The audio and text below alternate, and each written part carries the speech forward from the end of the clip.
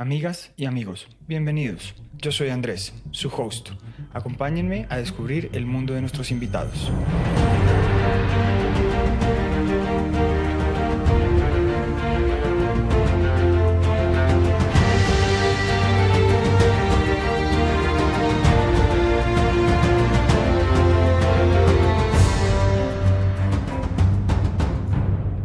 Bueno, bienvenidos a todos. Hoy nos acompaña Araceli García.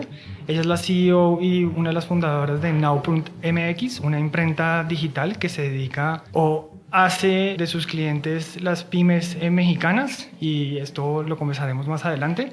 Araceli, muchas gracias por la invitación, Andrés. Bueno, Araceli, como te estaba comentando antes de que empezáramos a grabar, el objetivo de esta conversación es que nos cuentes un poco por qué Araceli desea dejar el mundo corporativo de Microsoft y por qué empieza, digamos, a explorar el mundo del emprendimiento, cómo identificas la oportunidad de Nowprint.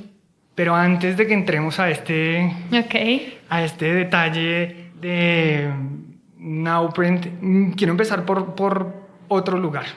Un lugar no tradicional en este tipo de conversaciones, y ese lugar es tu familia. Eres la menor de todos tus hermanos. Correcto. Entonces, hay una pregunta que me surge a mí, es cuando la menor se va a independizar y dice, listo, me lanzo al mundo del emprendimiento, pues, ¿qué te dicen tus hermanos? ¿Qué te dicen tus papás? ¿Qué te dice tu familia en ese momento? Es muy buena pregunta. Realmente ha sido una experiencia muy padre porque siempre me he sentido muy apoyada por mi familia. En efecto, soy la tercera hija. Soy pilón. Mi hermana me lleva 8 años y mi hermano me lleva casi 7 años, ¿no? Entonces, desde ahí, la diferencia de edad ha sido pues algo que ha marcado mucho mi crecimiento. Pienso yo que siempre estuve rodeada de gente que considero muy exitosa en lo que hace, y eso me llenó de mucha aspiración a mi vida, ¿no? Entonces, Ana, mi hermana, desde siempre trabajó en corporativos muy importantes, y mi hermano también siguió por ese camino, ambos en corporativos con mucho renombre. Por lo que yo, cuando salí de la universidad, decido entrar a un corporativo muy similar, que es Microsoft, ¿no? La verdad es que mi casa, una gran escuela, estoy súper agradecida con toda la gente que tuve la oportunidad de crecer ahí. Y en el momento en el que me doy cuenta un poco esta introspección de qué quiero yo, ¿no? Aquí venía siguiendo un ejemplo, ¿no? Que yo admiraba, pero pronto empecé a darme cuenta que yo quería también tener mis propios logros a través de crear algo desde cero, ¿no? Y fue ahí cuando empecé a idear esta posibilidad. Pero espera, porque me gusta cuando hago estas entrevistas que llegan así como que me cortan la historia a mitad del camino. Un segundo, vamos a devolvernos. Ok. Pilón, sí. Aclárame esa palabra, solo para que estemos en contexto. Asumiría yo que eso en colombiano viene siendo o consentido de la familia o algo por el estilo, pero aclárame la palabra, la primera vez que la escucho. La palabra pilón en México es que eres un hijo, digamos, como con mucho desfase en tiempo. Okay. No estaba necesariamente planeada, y la verdad es que creo yo que sí vine a cambiar la dinámica de mi familia, ¿no? Evidentemente resulté ser pues la más pequeña con mucha atención por mucho tiempo, ¿no? Entonces sí podría también ser algo parecido a consentido. Ok. Creo que tenemos algo en común. Yo soy el cuarto de 4 y no necesariamente también planeado, pero creo que ese tema lo vamos a dejar de lado porque no es el objeto de la entrevista. Ok. Araceli, 5 años en Microsoft. Correcto. Y empezaste, digamos, ¿en qué área? Porque quiero entrar en el detalle de estos 5 años, porque tú entras a Microsoft, que pues a todas luces tú dices es un gran corporativo. Para muchas personas sería como el lugar de ensueño. Entonces, quiero entender bien, ¿estuviste todo el tiempo en una sola área con diferentes funciones en donde fuiste tomando cosas que hoy en día aplicas? O sea, ¿qué aprendiste ahí? Y ya vas a entender un poco hacia dónde voy con estas preguntas, pero quiero empezar por ahí antes de que me cortes la historia de 5 años en 2 frases. Ok. Estuvo muy padre todo mi proceso. Entré en Microsoft 1 año antes de graduarme de la universidad. Me quedaba muy cómodo porque era frente a la Universidad de Ibero, que era ahí donde estudiaba ingeniería industrial. Y logré entrar a un programa que se llama, es un programa de trainees. Es un programa que está muy ubicado, o más bien enfocado en la parte de servicios de Microsoft, que esta es la parte técnica. Y cuando yo entré a Microsoft, honestamente sabía que estaba aplicando para un puesto de trainee, pero no tenía muy claro cuál era el área. Para entrar, el proceso requería de un examen, y el examen era muy específico. Decía, esta sección es para personas que saben de desarrollo, ¿no? O que van a entrar al área de desarrollo. Y pues yo cuando llegué al examen me salté esa parte porque no era mi fuerte, no estudié nada que ver con tecnología, ¿no? La segunda parte era para las personas que estaban aplicando para la sección de infraestructura, que son todos los servidores, bases de datos, ¿no? Y tampoco era mi fuerte, y entonces me quedé un poco confundida hasta que llegué a la tercera parte, que decía, esta sección es para todos. Entonces asumí que estaba pues entrando en una sección, ¿no?, en donde había diferentes personas aplicando a diferentes puestos de trainee, ¿no? Y en esta sección tenías que contestar, ya no recuerdo si eran 4 de 9 o 3 problemas de 9. Eran problemas muy similares, o sea, de mucho razonamiento, ¿no?, en donde te hacen preguntas como si una hormiga cava, ¿no?, tantos metros por hora, ¿cuánto va a cavar en 7 horas, ¿no? Cosas por el estilo. Estoy reviviendo mi época de escuela y no me agrada. Y entonces fue muy cómico porque a mí evidentemente me dio tiempo de hacer las 9 preguntas, ¿no? Entonces pues yo veía que todo el mundo escribía y decía, pues yo continúo, ¿no? Y entonces terminé el examen y me llamaron de Microsoft después de haber entregado el examen, y me pregunta el que entonces iba a ser mi jefe y me dice, oye, ¿tú tienes claro para qué rol vas a entrar? Y yo, pues sí, trainee. ¿Pero trainee de qué? Y yo, pues voy a aprender, ¿no? No sé, del área que sea. Muy emocionada. Entonces me explicó que era el área más técnica, que era el equipo en donde se encontraban específicamente la gente que estudió tecnologías de la información, ¿no?, cómputo específico. Y me dijo que les había llamado mucho la atención mi perfil porque dentro del área de servicios tiene a project managers, ¿no? Entonces no necesariamente estas personas tienen que tener un conocimiento tan a detalle, sino más bien liderazgos de administración, habilidades de liderazgo, administración, gestión de gente, recursos como tal, ¿no? Entonces entré, me resulté quedando dentro del equipo y fue una experiencia padrísima porque entramos cerca de 9 personas. Y el objetivo que teníamos como grupo, como equipo de generación de trainees, era desarrollar una aplicación para atracción de talento a nivel Latinoamérica. ¿Qué significa esto? Que literalmente entre los que estábamos, que había parte de gente que sabía desarrollo, parte que sabía infraestructura, y en mi caso yo, con un perfil diferente a todos, ¿no?, tuvimos que trabajar en equipo para idear una aplicación que era un examen que el área de recursos humanos estaba haciendo uso a través de toda Latinoamérica para tener como filtro a todos los trainees que iban a entrar al área de sistemas. No fue suficiente que te torturaran con el examen de admisión, sino que te pusieron a digitalizarlo. Entonces, el contenido era muy, muy parecido al que me habían hecho a mí. Entonces yo lo que hice fue pues un poco apoyar al equipo con lo que daban mis habilidades, ¿no? Entonces yo me concentré mucho en justamente crear el contenido del examen y un poco la lógica de si tienes una bien, qué pasa, si tienes 2 bien, qué pasa, porque según ibas avanzando se iba incrementando o disminuyendo la dificultad del examen, ¿no?, que era parte del reto que ellos tenían que ayudar a desarrollar. Y en las presentaciones que hacíamos de avances eran con la TAM, entonces las presentaciones eran en inglés y coordinamos el equipo y yo, que yo me sentía cómoda con un inglés para explicar lo que estábamos haciendo. Entonces tomé como un rol, ¿no?, de la persona que presentaba el trabajo y el esfuerzo de todo el equipo ante el equipo de la TAM. Entonces es ahí cuando el equipo de recursos humanos me conoce, tengo el exposure con el equipo de la TAM y me llaman para continuar mi crecimiento en Microsoft dentro de un rol que se llama MAC, que es Microsoft Academy for College Hires, que aplica para cuando te acabas de graduar o de la universidad o de maestría. Y pueden ser 6 meses, ¿no?, de diferencia. Estás 6 meses por graduarte, recién graduado, 6 meses después de graduarte, ya sea de carrera o de maestría. Y era más o menos a los 7, 8 meses de mi programa de trainee, entonces me llevan ahí al mundo de ventas y es ahí en donde empiezo a crecer y desarrollarme dentro de Microsoft en el mundo de ventas. Pero espera, porque aquí hay un tema bien particular y es ¿cuál fue tu experiencia o entendías un poco la dimensión de lo que estabas haciendo al tomar el rol de presentadora frente, digamos, a lo que era la región? ¿O nadie te explicó? No, la verdad es que se acomodaron las cosas, no fue que una semana antes habíamos quedado que yo iba a presentar, sino que como que el equipo llegó, quien presenta, ¿no? Y pues, si quieren yo, ¿no? Como que las cosas se acomodaron y la verdad es que en ese entonces no me di el impacto de casi nada, ¿no? No me di el impacto de lo que estábamos desarrollando como tal, de que estábamos teniendo influencia de alguna forma en la TAM, ¿no? Y como el equipo de recursos humanos de la TAM estaba en México, tampoco dimensioné mucho que era a nivel regional, ¿no? No local.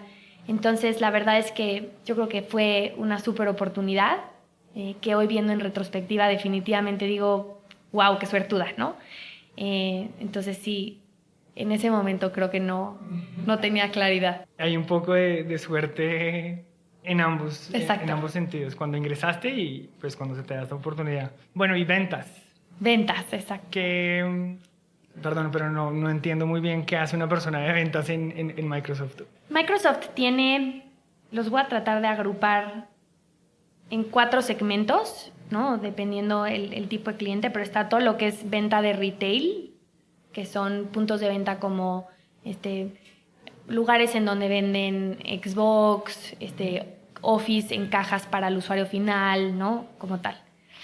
Y dentro del mundo corporativo, lo voy a llamar, está el mundo de pequeñas empresas, que se llama SMB. Luego viene el mundo de medianas empresas y el mundo de Big Enterprise. Yo entré en el mundo de medianas empresas. Microsoft ha cambiado mucho en nombres, desconozco ahorita cómo se llame esa área, pero en su momento se llamaba SM&P, Small and Medium Partners. Y algo más. Hay algo más. Y yo entré en un rol como de telesales, se llamaba Inside Sales Manager, Okay. En donde teníamos un grupo de más o menos 120, 150 cuentas nombradas, que era tu territorio, a las cuales les tenías que vender una cuota de X cantidad por producto. Okay. En su momento tampoco dimensioné la labor y el trabajo que iba a tener que desarrollar. Yo nunca había vendido de manera formal, por así decirlo, antes de entrar a Microsoft. Tuve un par de negocios en donde vendí publicidad en algunos calendarios, ayudaba a mi mamá con temas de bienes raíces, pero nunca había tenido una responsabilidad de una cuota. Y entonces recuerdo que el primer año mi cuota era cerca de $10 millones, algo por el estilo, y yo nunca había vendido $1 y ni siquiera sabía cuánto costaba una caja de Office, ¿no? Entonces mi primera pregunta fue, ¿pero cómo? O sea, ¿cuántos Office tengo que vender, no? O sea, lo vi imposible. Y entonces, la verdad es que siempre estuve súper acompañada tanto de mi equipo, o sea, mis peers. Fue un equipo que se creó desde cero cuando yo entré, entonces eso fue padrísimo porque creamos una dinámica de compañerismo que nos ayudábamos entre todos. Y un reto muy grande que tuve yo es que algunos de ellos sí habían estudiado sistemas o tenían conocimientos del mundo tecnológico. En mi caso, la verdad es que no. Y entonces el licenciamiento de todo este software es un arte, ¿no? ¿Qué quiero decir con esto? Que tienes que entender lo que es un servidor y cómo está armado para saber qué tienes que venderle a ese servidor. Y entramos en temas técnicos como de cuántos cores tiene, ¿no? Y entonces yo no entendía ni que era un Blade en ese entonces. Entonces entramos en una capacitación de todas las tecnologías, que son muchísimas, y la responsabilidad era de todos los productos en todas estas cuentas. Entonces, definitivamente no lo hubiera logrado sin el apoyo del equipo, tanto de especialistas con los que trabajamos como de mis propios compañeros y manager. Creo que tuve un súper jefe en ese entonces que me ayudó a realmente desarrollar ese potencial. Espera, sí. Antes de que sigamos, porque yo creo que aquí hay un par de lecciones que tú estás tomando rápidamente, porque, o sea, ¿qué sentiste cuando te dijeron, listo, tiene que vender este servidor que tiene Casi me muero. 16 cores y tú llegaste a la casa y mamá, o sea, no? Fue un momento de muchísimo crecimiento personal, de muchísima resiliencia, en donde iba a la universidad de 7 a 9 de la mañana, de 9 a 6 de la tarde a Microsoft y de 6 a 10 de la noche a la universidad y no terminaba, ¿no? Y entonces yo era la única que estaba como Mac en ese entonces. Fui la primer Mac en el mundo de ventas dentro de la subsidiaria de México. Generalmente el rol Mac que es gente sin experiencia, sobre todo de college, no entraba a ventas porque pues era algo complicado, mucha responsabilidad. Entonces yo era la única que estudiaba y trabajaba al mismo tiempo con el equipo, entonces sí de repente pues, pasé unos momentos de muchísimo estrés. De hecho, la persona en Microsoft, una cosa que admiro y agradezco muchísimo es que trabajan mucho con programas de mentoría. Todo el tiempo te están promoviendo que tengas gente interna que te pueda dar coaching y mentoría. Y en ese momento yo recurrí a la persona de recursos humanos que me propuso para el rol de ventas para que me apoyara a sobrepasar este momento de estrés y de aprendizaje, ¿no? Y entonces me sentí como súper acogida, me presentó con otros directores dentro de la empresa para darme recomendaciones, tips de cómo puedo, ¿no?, mejorar mis skills de ventas y tal, y eso fue algo que me súper ayudó también. Pero sí, al principio me sentí, la palabra sería overwhelmed, o sea, sí dije, ¿qué estoy haciendo y cómo lo voy a hacer, ¿no? Al final, poco a poco empecé a dar resultados, ¿no?, con apoyo de toda esta gente, y entonces empecé a crear esa confianza en mí, de decir, oye, pues esto no está tan imposible como en su momento lo vi, ¿no? Yo al principio estaba esperando casi que un manual que tenía que leer, ¿no? O sea, decía, ¿cómo? ¿Pero qué? ¿Cómo empiezo, no? Me aventaron. Y hoy lo agradezco. Creo que fue parte de esto que comento, que es súper escuela en mi desarrollo profesional, y creo que es parte de lo que me ha hecho hoy quien soy, ¿no? Fue un momento de, pues, lidiar con cosas muy maduras. Lo que más me costó, y me acuerdo, es que a veces estaba tan cansada que decía, bueno, no voy a clase 7 y no pasa nada. Pero eso no existe en el trabajo, ¿no? Y entonces estaba aprendiendo a trabajar, ¿no? Aprendiendo a tener responsabilidades, y varias responsabilidades, mientras estaba tratando de graduarme, ¿no? Y pues no podía tampoco soltar la batuta en el ámbito escolar. Entonces sí fue un momento, voy a llamarlo interesante. Sí. Voy a solo darte un pequeño detalle. Yo hice lo mismo más o menos, pero por 3 años, porque me metí en la odisea de hacer un doble programa en Colombia. Sí, después de 6 meses uno ya está agobiado. Me acuerdo que cuando salí como a vacaciones, era como, yo solo quiero dormir, no quiero nada, dormir, solo dormir. Así que mis respetos, no es una... O sea, no es una tarea fácil, digamos, hacer eso. De acuerdo. Y me imagino que en la medida en que tú empiezas... Bueno, perdón, no me puedo saltar esta pregunta. ¿Llegaste a la cuota o no llegaste a la cuota? Sí, tuve súper resultados el primer año. Fue muy gratificante. O sea, sentí un logro, yo creo que como ninguna otra cosa. Yo creo que ahí ese momento fue en el que desarrollé mi pasión por la adrenalina del mundo de ventas, porque eso es lo que es, ¿no? Y yo recuerdo decirle a mi jefe, es que yo tenía una vara de estrés aquí, ¿no? Y entonces ya se subió aquí, y entonces la vuelvo a alcanzar, y entonces ya se subió acá, y entonces sigue creciendo. Me doy cuenta que puedo, ¿no? Pero ¿cuándo va a dejar de crecer esta vara, no? Y la verdad es que sí fue un momento de tremenda satisfacción, y decirme sobre todo a mí misma si se puede, ¿no? Entonces fue ahí cuando dije, ok, vamos a explorar este mundo y esta carrera de ventas dentro de Microsoft. Impresionante. Sí. De no haber vendido $1 a vender $10 millones, impresionante. Sí, hay que reconocerlo, sí, cuando uno lo ve. Y empezaste ahí la interacción con lo que es pequeña y mediana empresa en México. Correcto. Que, para ser honesta, no es... O sea, a pesar de que era pequeña y mediana empresa, abajo de esa hay una más pequeña, ¿no? De mucho menos empleados. Entonces, no estaba en Enterprise, pero tampoco eran clientes pequeños, ¿no? O sea, sí tenía clientes... ¿Quieres que te voy a ayudar con esto? Porque a mí me costó trabajo cuando llegué a México, y es la pequeña y la mediana empresa en México, y aquí me puedes ayudar tú, tiene un número de ventas en millones de dólares. O sea, en cualquier otro país de Latinoamérica, eso es mediana y grande empresa. Coincido contigo. Porque si yo veo ahorita en donde estoy con Nowprint, ¿no? Pues la verdad es que me comparo con algunos de mis propios clientes y me sigo sintiendo que faltan muchas ventas para ser realmente esa pyme, ¿no? Hoy me sigo considerando un startup en crecimiento. Afortunadamente. Sí. Bueno, y entonces empezaste esta interacción con las pequeñas y medianas empresas, y me imagino que desde el principio, ya después de tu primer año en ventas, ya superaste tu target de $10 millones, y ahí se empieza, digamos, a cocinar alguna idea de, ok, veo que hay otras necesidades de estas empresas que no están siendo, digamos, cubiertas por el mercado, por decirlo de alguna manera? ¿O cómo empiezas a identificar esta idea? Porque al principio me dijiste, sí, bueno, ahí se empezó a cocinar la idea, pero la pregunta es, ¿cuándo? O sea, dentro de tu día a día, ¿cuándo te empieza como a despertar esta idea de, ok, de pronto hay una necesidad insatisfecha ahí?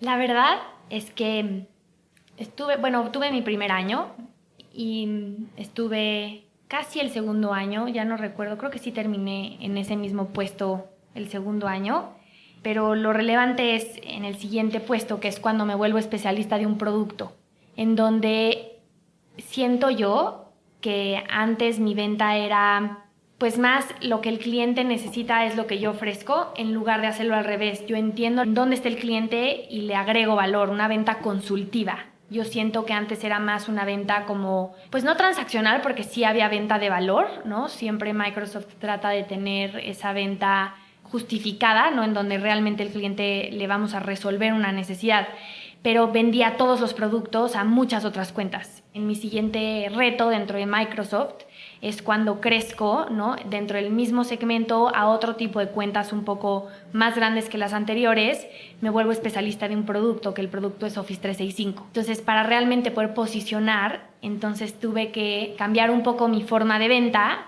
Antes era telefónica, se convirtió a presencial, que eso también afecta mucho, ¿no? O sea, por teléfono es un poco complicado que en una llamada alguien te explique con un nivel de detalle muy profundo qué le duele, qué necesita, ¿no? Entonces, eso también es bien interesante. Entonces, es ahí cuando realmente empiezo a generar esta venta consultiva, ¿no? O a desarrollar esta habilidad de venta consultiva y me empiezo a dar cuenta, oye, esto es lo que le pasa al cliente, cómo yo lo puedo resolver, y entonces ahí empieza como a surgir esa necesidad de resolver ciertas problemáticas de cliente, ¿no? Una pregunta, cuando llegas la primera visita, digamos, presencial, en este cambio de rol, ¿qué notas diferente en el proceso de venta? Porque nuevamente tú acabas de decir, son dos procesos completamente diferentes, pero Araceli, ¿qué fue lo que se dio cuenta? O sea, ¿te gustaba más el transaccional telefónico o te gustaba más este en donde como que uno se vuelve el paño de lágrimas del cliente y te llora por todos los problemas que tiene con los sistemas que ya te compró y ahora necesita solucionártelo? Claro. O sea, ¿cuál era la diferencia que tú percibiste en ese momento y que te marcó mejor, o sea, que te impactó positivamente a ti? Creo que el reto cuando cambió un poco el rol, siempre en Microsoft trabajamos mucho con socios de negocio, le llamamos partners, ¿no? Entonces, en la venta anterior delegábamos mucha responsabilidad en los partners. En este nuevo modelo no es que no delegáramos o no trabajáramos con ellos, sino que tú te quedabas con una parte bien importante de responsabilidad, que no era solo la venta, ¿no? Era también el uso de la tecnología, el consumo. Empezó a ser muy, muy relevante en ese momento en Microsoft porque vendíamos nube, entonces pues la verdad es que no bastaba con el pago de las licencias, sino que realmente lo usaran. Inclusive a nosotros, como ventas, no solo nos incentivaban con la cuota, sino que con el uso de la tecnología que estabas vendiendo. Entonces cobró mucha relevancia el entender esas necesidades para garantizar que lo que tú ibas a posicionar o vender se fuera realmente a utilizar. Entonces era una responsabilidad bien grande en donde no era solo convencer a la persona de que comprara, sino era realmente que lo terminaran usando, ¿no? Entonces, lo que yo creo que cambió en mí en este proceso de venta fue muchísimo como la empatía con el cliente de ponerte en sus zapatos y pues si compro una licencia no se resuelve mi problema de raíz, ¿no? Más bien cuando uso la licencia se vuelve la solución. Entonces eso fue como la parte más padre que tuve oportunidad de vivir, en donde realmente un poco cambias, ¿no? En dónde estás parado para entender cuál es la postura del cliente y ver cómo lo puedes ayudar. Y ahí entonces ya tienes la sensibilidad de la venta, la importancia de la venta, que me imagino es una de las cosas que hoy en día haces más de otra manera, ya hablaremos de eso, pero el otro elemento, y ya conoces a las empresas que hoy en día son tus clientes, que como bien dijimos, no son tan pequeñas aquí en México. Exacto. Hay una parte, digamos, de tu empresa, y ahorita quiero entrar al modelo de negocios, pero que todavía no me queda claro, y del research que hice en línea, no me queda claro dónde conociste a Gerardo, a tu socio. ¿En qué momento lo conoces y cómo se empieza, digamos, a cocinar la idea entre ustedes dos de lo que es nowprint.mx? Ok. Es un poco más adelante en mi trayecto. Una vez que me vuelvo especialista en producto, cambio a un territorio, o sea, termino dentro de Microsoft en un territorio que es en Grupo Carso y ya me especializo mucho como en el producto y en ese territorio. Es ahí en donde un amigo en común de Gerardo y mío, en una plática, ¿no? De alguna forma esta persona se da cuenta que yo me interesa como la posibilidad de emprender algo propio, ¿no? No es que en ese momento me llegó la idea a la cabeza, sino que más bien en ese momento me sentí con la valentía y el conocimiento de hacerlo, ¿no? Yo creo que esto es muy común y a lo mejor alguien se identifica con esto, pero cuando estás creciendo en un corporativo y empiezas a incrementar tu sueldo, ¿no? Tus prestaciones, tu tal, de pronto llega un momento en donde dices, híjole, si sigo creciendo nadie me va a quitar de aquí, ¿no? Porque es demasiado atractivo, ¿no? Si te va bien, sobre todo en ventas, el mundo de tecnología yo creo que es una de las industrias que mejor pagan al área de ventas, ¿no? Sobre todo si llegas a las cuotas. Entonces, yo creo que las cosas se alinearon en mi vida, en donde pues no estaba casada, no tenía hijos, no tenía responsabilidades, ¿no? Entonces... Tenías perro. Tenía perro, sí. De hecho, mi perro fue mi primer ahorro de sueldos de Microsoft, literal. Okay. Y pues tomé, ¿no? la idea de decir, oye, pues creo que si llegara a poner algo mío, este sería el momento de hacerlo. Y literal, el timing yo creo que es bien importante. Este amigo que sabe, ¿no? Que me conoce y que se entera de esta inquietud que tengo, es amigo a su vez de Gerardo, y entonces nos presenta él buscando a alguien que opere su idea y yo buscando una idea que operar, ¿no? Yo no necesariamente tenía claro qué. Okay. En un principio, cuando Gerardo me dice que pues vamos a poner una imprenta online, como que yo digo, ¿una imprenta? No, qué raro. Yo vengo del mundo de tecnología, quiero una idea transformacional, ¿no? Como más innovadora. Y cuando empiezo a entender realmente el modelo, me doy cuenta que es todo menos imprenta, ¿no? Al final del día, el negocio en Nowprint está muchísimo en cuestión de valor agregado al cliente, servicio al cliente, muchísima logística y operación, mucha tecnología, ¿no? Mucho de marketing, porque al final del día somos sí una imprenta digital, pero somos un e-commerce. Y entonces el éxito de un e-commerce radica en estas cosas que acabo de mencionar y eso me apasiona. ¿Por qué? Porque pues, es muy similar a lo que estudié, que si lo ves como una cadena de producción, ¿no? Estás viendo todo el proceso desde cómo posicionas tu producto, ¿no? En el cliente hasta que llega a sus manos y se encuentra satisfecho con lo que compró, ¿no? Entonces ese proceso es bastante interesante. Y el modelo, al no tener maquinaria propia, nos lleva a hacer, ¿no? Algo muy innovador en donde tienes que realmente apoyarte de una red, ¿no? de socios estratégicos y de gente muy importante para que esto sea posible, ¿no? Entonces también es algo muy atractivo. Voy a romper, digamos, la idea en tres partes porque quiero hablar de tres cosas completamente diferentes y creo que en Latinoamérica este es un tema súper importante todavía y es el tema de la confianza. O sea, tú tienes una página web, nowprint.mx, yo ingreso, tú, ok, y quiero contratar un servicio. ¿Cómo empiezas tú a trabajar el tema de la confianza? O sea, a la gente todavía le da miedo comprar en línea. De hecho, tengo que ser muy honesto, desde que llegué a México me han clonado 4 veces la tarjeta de crédito. Wow. Y una tarjeta de crédito que nunca uso. O sea, no es como si yo puedo decir, es que la ingresé en una página web y me la clonaron. No, nunca. O sea, había una que me la clonaron 2 veces. Nunca la había usado. De hecho, en un momento me la clonaron antes de que me llegara a mí. Yo era como, ok, esto está muy bizarro. Entonces, ese tema de la confianza, ¿cómo lo trabajas? ¿Cómo le generas confianza a tus clientes? Esa es la primera pregunta y te tengo otras dos sobre el modelo de negocios porque quiero entender cómo solucionas estos problemas prácticos en la época pues, de que todo funciona online. Ok. Por fortuna, yo me considero una persona súper activa en las compras de internet, ¿no? Yo afortunadamente jamás he tenido ningún tipo de fraude.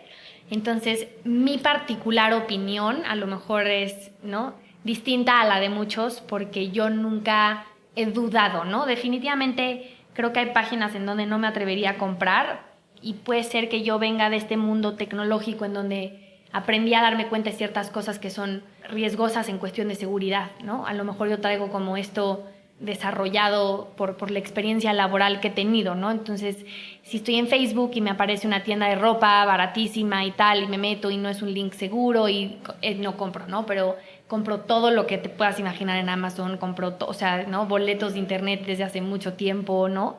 Y la verdad es que nunca he tenido una mala experiencia. Sin embargo, lo que comentas es cierto, muy cierto para la industria.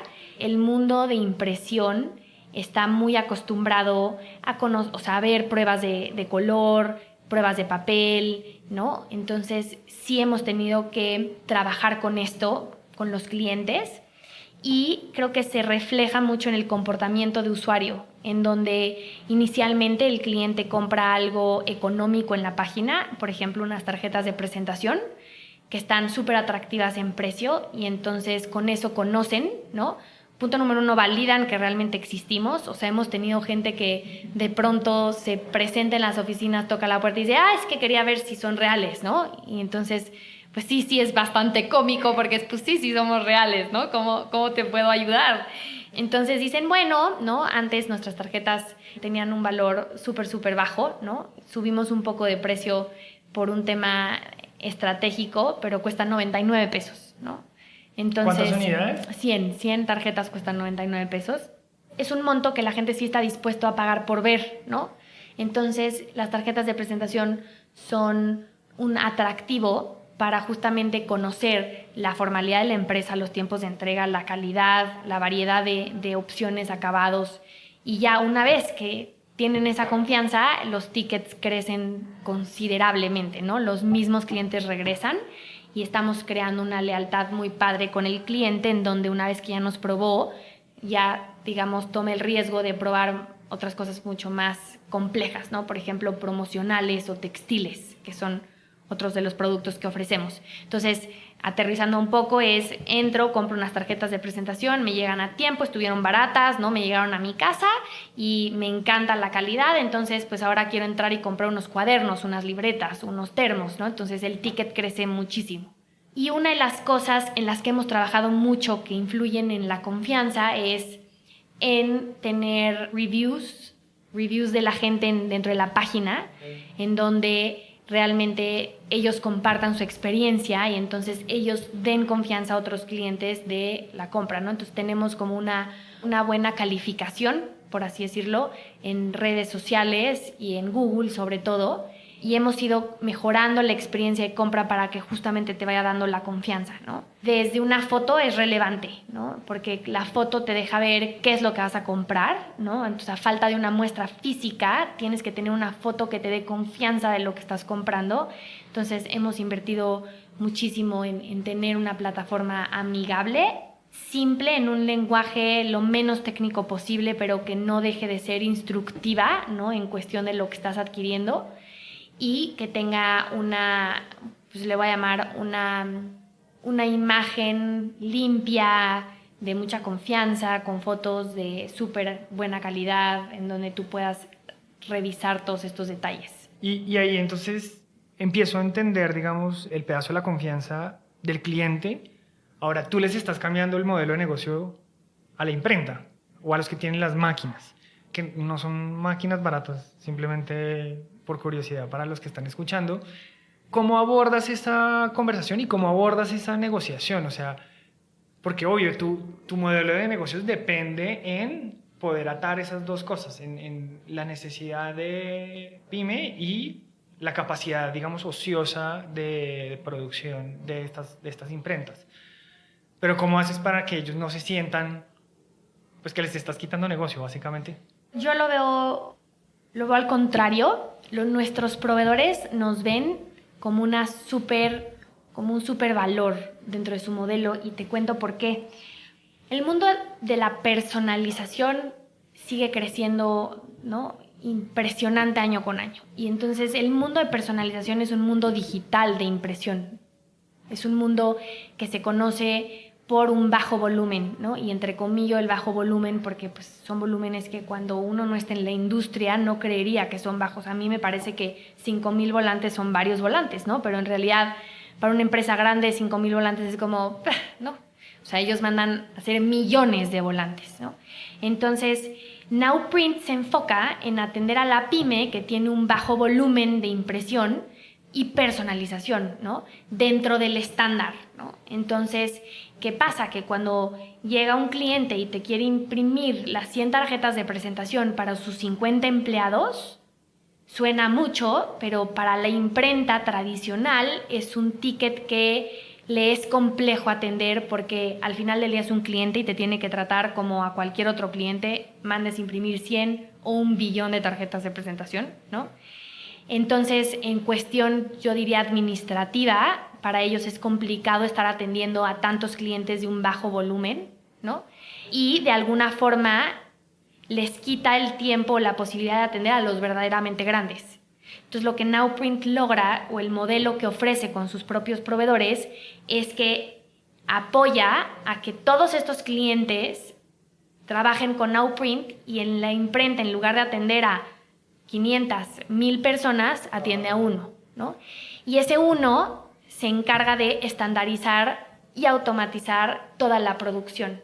Entonces, dentro de lo que cabe, no solo es un cliente muy eficiente, ¿no? Por así decirlo. Entonces, hacia eso vamos. Evidentemente hemos ido creciendo el volumen. En un principio no lanzamos con todas las líneas de negocio, hemos ido creciendo las líneas de negocio y nuestros proveedores, y conforme vamos creciendo vamos inclusive eficientizando la forma de trabajar, ¿no? Y ahí tiene que haber un trabajo, digamos, del lado de Nowprint, o estoy asumiendo, y esta es la pregunta, es ¿cómo hacen ese pedazo de generar eficiencias con los proveedores? Estamos hablando de integración de sistemas, estamos hablando de solicitarle que actualicen sus máquinas, o sea, ¿de qué estamos hablando? Porque obviamente tú vas a una velocidad que ellos claramente no están acostumbrados, y eso es un poco el tema digital, y es, tú una vez montas una página web y tú empiezas a generar confianza, vas a generar un tráfico y posiblemente vas a generar unos volúmenes de crecimiento que ellos no están acostumbrados a ver, independientemente que el ticket promedio sea bajo. Los números a gran escala pues van a ser altos, pero si no logras esa personalización, digamos, individual, entonces el juego como que se acaba. Entonces, ¿cómo empiezas a solucionar ese problema que me imagino se te ha presentado y se te va a presentar? Aquí voy a aprovechar para platicar un aprendizaje que tuvimos. Muchas veces cuando emprendes crees que tienes súper clara la solución que el mercado necesita, y en realidad tú puedes tener una idea que es bien diferente al requerimiento. Y te explico, ¿no? Cuando tú tratas de resolver todo previo a montar un proceso, muy probablemente te equivoques en lo que estás desarrollando, porque a la hora de implementarlo te das cuenta que nada es el ideal y todo tiene que ser flexible dentro de lo que cabe. Entonces, aquí hemos aplicado mucho ese aprendizaje, le llamamos, o sea, en el mundo de startups es MVP, Minimum Viable Product, algo súper simple que funcione y poco a poco vas creciendo, mejorando, eficientizando, automatizando. Entonces, con cada uno de nuestros proveedores hemos empezado de la manera más simple posible para no romper con todo su esquema de trabajo, ¿no? Y dos, poco a poco ir viendo en qué sí vale la pena dedicar tiempo. Porque si yo tengo la tecnología más desarrollada pero nadie la puede leer, entonces no sirve de nada. Entonces nos hemos ido enfocando no solo en nosotros crecer, sino hacerlo en conjunto y de forma personalizada con cada uno de nuestros proveedores. Entonces estamos tratando de hacer una alianza, ¿no? En donde entendemos ellos qué necesitan de nosotros, nosotros de ellos, y trabajamos con base a eso en lugar de yo desarrollar la última tecnología y luego imponer la misma sobre ellos. Entonces, creo que todavía tenemos muchísimo por mejorar. Creo que es parte del reto y es lo que más me motiva en ese tema. Es como, ¿y que ahora qué hacemos? ¿Qué mejoramos? Que nos permita realmente nosotros transaccionar el nivel de volumen que queremos transaccionar siendo el mismo equipo que somos hoy en día, ¿no? Y ayudando mucho a los proveedores, inclusive a ellos a crecer. Entonces, mi mensaje aquí sería que estamos todo el tiempo muy conscientes de crecer juntos. ¿Cómo les llevas tú ese mensaje? O sea, ¿cómo llega Araceli y les lleva ese mensaje? Porque el mundo era muy diferente hace 10, 15 años y estamos compitiendo y te vamos a caer y, no sé, te mando a la policía, no sé. Era un mundo muy diferente. Cuando les llegas con esta propuesta, ¿cómo te reciben? ¿Qué te dicen? Mira, la verdad es que tuvimos la suerte de que nuestros proveedores comparten nuestra visión en el sentido de en dónde está el futuro de print, ¿no? Porque esta industria es una industria, mucha gente me lo dice, oye, pero es que todo el mundo está dejando de imprimir porque y no es realidad, es una industria que sigue creciendo año con año de forma interesante. Entonces, nuestros proveedores comparten la visión de que hay que digitalizar, ¿no? este modelo. Ellos no necesariamente, no es que no lo quieran hacer, pero un ejemplo interesante de entenderlo es que si tú eres le llaman web to print, ¿no? Una imprenta digital, y el dueño de esta imprenta digital es una imprenta tradicional, existe un conflicto de interés. Porque si te llega un gran cliente, una aseguradora muy grande, y te manda a hacer un pedido que va a ocupar tus máquinas por 3 días, y llega Araceli a hacerte un pedido de 100 tarjetas de presentación por medio de tu, le voy a llamar plataforma, pues evidentemente no lo vas a atender como lo debes de atender, ¿no? Porque entonces entra tu conflicto. Entonces, lo que hemos ido trabajando con nuestros proveedores es que les hemos platicado no solo los resultados de hoy, sino nuestra visión y proyecciones de crecimiento en donde ellos están dispuestos a caminarlo con nosotros. Entonces, ellos definitivamente están teniendo o haciendo un muy buen negocio con nosotros, pero también están apostando al éxito del mismo, ¿no? Entonces es una como coinversión, lo quiero ver, en donde entiendo que te tengo que dar precios más atractivos, ¿no? Entiendo que tengo que sentarme contigo a revisar procesos para eficientizarlos. Entonces, de alguna forma ellos ceden, nosotros cedemos, y eso ha sido parte fundamental, ¿no?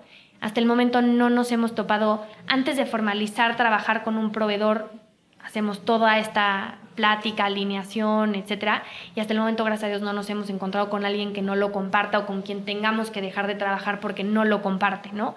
Creo que eso es lo que lo ha hecho muy exitoso, que no solo es voy, te vendo y luego nada es lo que parece, sino más bien es voy, te vendo y los dos estamos viendo juntos el gran resultado que esto está teniendo, ¿no? Creo que ahí estás sacando, digamos, un poco de los procesos de selección de los que fuiste parte de Microsoft al principio, o sea, y en eso, digamos que vamos llegando a la otra parte, digamos, o el cuarto elemento de cualquier emprendimiento, y es cómo escoges, o sea, cómo escoges tus partners de negocio. Ya me queda claro que haces una alineación de valores, de procesos, de capacidades, y evalúas también si ellos están empujando hacia donde ustedes quieren ir, ¿no?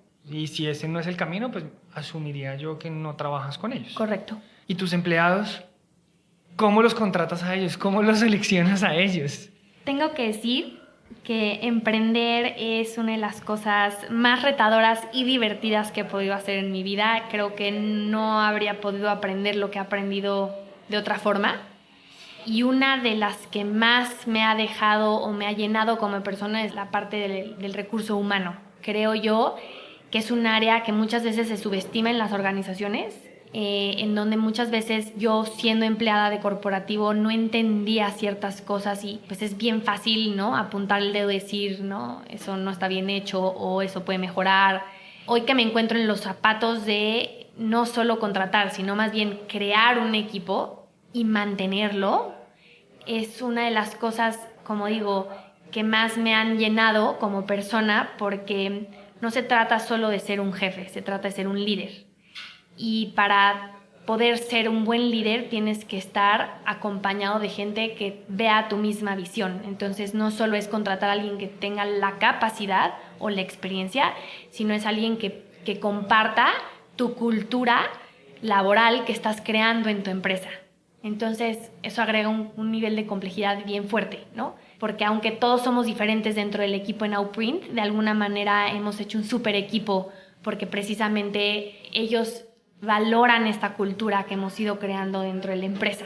Entonces, tuve mucho que aprender. En un principio, muchas entrevistas fallidas, y pues creo que ahí sí, digo, entendiendo mi background, que no tiene nada que ver con el factor humano, ¿no? Mi principal, digamos, avance fue conforme la práctica, ¿no? Y entonces entrevistaba a alguien y me pasó inclusive que subestimaba. Yo decía, a ver, voy a desarrollar este perfil, necesito contratar a esta persona. Y entonces escribía perfecto qué necesitara, ¿no? Iba, buscaba a las personas, llegaban a la entrevista y en la entrevista decía, no, eso no es lo que necesito, ¿no? Entonces te vas aprendiendo cómo inclusive lo que tú crees que necesitas no es lo que necesitas y te das cuenta en la marcha, ¿no? Entonces tienes una persona frente a ti y a mí me gusta ser muy honesta, ¿no? Oye, mira, lo que estamos buscando es esto, tú te sientes identificado con esto es lo que a ti te gusta, porque entiendo que la necesidad el trabajo pudiera ser una necesidad, pero más bien yo quiero que tú estés aquí contento y que esto sea algo que a ti te gusta. Entonces también de la misma manera creo que tenemos que compaginar en lo que ambos queremos. Entonces sí es algo que te puedo decir que no empecé siendo nada experta. Creo que sigo sin serlo, me falta mucho por aprender, pero es algo que he ido desarrollando en el camino. Y creo que después de la 50ª entrevista empiezas a desarrollar un poco ese sexto sentido de no, esta persona es demasiado competitiva para el equipo y va a romper, ¿no?, con el esquema que traemos, o esta competitividad que esta persona tiene va a aportar esto al equipo, ¿no? Y entonces empiezas a complementar, y aunque cada uno es responsable de ciertas cosas, entre todos logramos algo mucho más grande, ¿no? Y es parte de lo que también reviso, que todos realmente puedan aportar algo adicional a lo que son sus trabajos o sus responsabilidades del día a día. ¿Cuál es tu pregunta favorita para hacerle a los candidatos? Y si quieres, mientras lo piensas, te doy una de las mías, y porque es algo que nuevamente toma experiencia y yo he contratado gente durante un buen tiempo, pero generalmente lo que yo les pregunto a ellos en algún momento dado es, ¿usted cómo pide retroalimentación o cómo busca retroalimentación? Y esa es una serie de preguntas que yo tengo, porque la mayoría de la gente no tiene ni idea que como empleados tienen que buscar retroalimentación, o como parte de un equipo tienen que buscar retroalimentación. Esta es una. No sé si tienes alguna que tú constantemente estés utilizando o todavía estás en ese proceso de descubrirlo. No sé si como tal, o sea, más bien te quiero compartir que mi primer filtro es si la persona investigó sobre la empresa, y si no investigó, la verdad es que pierdo mucho interés en la persona, porque entonces me doy cuenta que no quiere estar aquí por la empresa, sino por el trabajo. Pasé mi tarea hoy. Pasaste muy bien tu tarea. Muy bien. Entonces esa no es como, bueno, sí les pregunto, ¿no? Oye, ¿sabes qué es Nowprint? O en tus palabras, ¿qué dirías que es Nowprint? Muchos me dicen, la verdad, no sé. Entonces ahí es como, uy, no me encanta. No es que los deseche o los descarte, pero eso no me gusta. Me fascina cuando al final de la entrevista yo les pregunto si ellos tienen dudas y ellos me preguntan. También me fijo muchísimo en su interés en el puesto cuando tienen preguntas, a pesar de toda la conversación que hemos tenido. Son como 2 key assets o 2 key things que busco en la sesión. Y la pregunta que más hago es, ¿por qué creen que deberíamos de contratar a ellos para ese puesto? O sea, ¿por qué tú, Andrés, crees que te tengo que contratar como director operativo? Y entonces como que le saca de onda esa pregunta, y creo que conozco mucho mejor o a detalle el si se identifican con el puesto, lo que les gusta es la empresa, o que es un startup, o que es el sueldo, ¿no? O sea, como que empiezas a ver un poco más detrás del telón cuál es el interés de la persona. Okay. Araceli, ya estamos llegando casi al final de la hora. Quiero ser respetuoso de tu tiempo. Te voy a hacer una última pregunta y después te voy a dar el espacio, pues, para que nos des la información de dónde te puede encontrar la gente. Ya he repetido yo varias veces el nombre de Nowprint, pero pues si hay algo que quieras adicionar, esa será tu oportunidad. Tengo un listado de cosas que todavía te quiero preguntar, pero será para otra oportunidad. Muchas gracias. Araceli, si tuvieras una oportunidad de darle un mensaje, digamos, a los 120 millones de mexicanos que viven en este país, o 130 dependiendo a quién le preguntes, todavía no tengo clara la estadística, ¿qué les dirías? Yo creo que hoy me encuentro en una postura como emprendedora, en donde estoy buscando más que ambición, logros, estoy buscando plenitud, ¿no? ¿Y qué quiero decir con esto? Que me he dado cuenta por la mezcla de cosas que he tenido la oportunidad de vivir, que lo más relevante es estar en un lugar que te haga crecer no solo como profesional, sino como persona. Y para mí eso es algo que es súper valioso y cada vez que puedo trato de compartir con la gente que me rodea, porque no se trata solo de cosas materiales ni solo de temas personales, ¿no? Sino como de este balance que debes ir encontrando. Es bien complicado, sobre todo en el mundo empresarial. Creo que nunca en mi vida había trabajado tanto como cuando yo empecé a ser mi propia jefa, ¿no? Y ese es, creo que, un misconception muy, muy común en la gente, en donde, quiero ser mi propio jefe para hacer lo que yo quiera cuando yo quiera. Y la verdad es que no, si en tu naturaleza está exceder, ¿no?, esos retos o exceder expectativas, nunca vas a dejar de pedírtelo a ti mismo, pero siempre contemplando este balance de vida y trabajo, por así decirlo, ¿no? Sería como mi mensaje más fuerte desde donde hoy estoy parada, y creo que eso nos hace muy humanos, y creo que muchas veces nos relacionamos en parte banal con gente famosa, ¿no? Y gente que tú ves como éxito, pero al final del día, ¿qué es éxito para ti? Es lo más importante, y que muchas veces es más importante conectar o identificarte con alguien que te llena en la parte humana que en la parte, pues, de superhéroe, ¿no? O sea, en algo mucho más humano que poco realista. Y que a pesar de que las cosas, cuando las trabajas y les dedicas el tiempo y la pasión que requieren, salen bien, ¿no? No significa que eso sea fácil, ¿no? Y entonces que haya mucha persistencia en seguir logrando eso, a pesar de que sientas que estás nadando contracorriente en muchos casos. Como se siente en el mundo del emprendimiento. Exacto. Araceli, muchas gracias. Te dejo el espacio para que nos cuentes dónde te puede encontrar la gente, a ti, a Nowprint. Y nada, muchas gracias por esta entrevista. Andrés, muchas gracias. Me quedé con preguntas, pero para la próxima. Muchas gracias. La verdad, sí me gustaría aprovechar este momento para invitarlos a conocer nuestra página, en donde, bueno, la página es nowprint.mx. Pueden acceder por diferentes líneas de negocio y diferentes productos que tenemos, desde tarjetas de presentación, promocionales, uniformes, cosas de gran formato. Tenemos un equipo también especializado en atención a clientes para resolver cualquier duda que tengan. Nos pueden llamar, escribir un correo electrónico, todo está identificado en la página, y nos encantaría que nos den la oportunidad de ayudarles a resolver esta necesidad de productos de mercadotecnia que tengan sus empresas. Y muchas gracias por la invitación, Andrés. Nuestro próximo invitado es Juan Obando, de Canvas. Escuchemos cómo nos habla cómo pasa de rafting a lanzamiento de producto. Ese proceso el rafting fue abril, la primera sentada de los 3 fue como en junio, la empresa la constituimos en septiembre y lanzamos en febrero.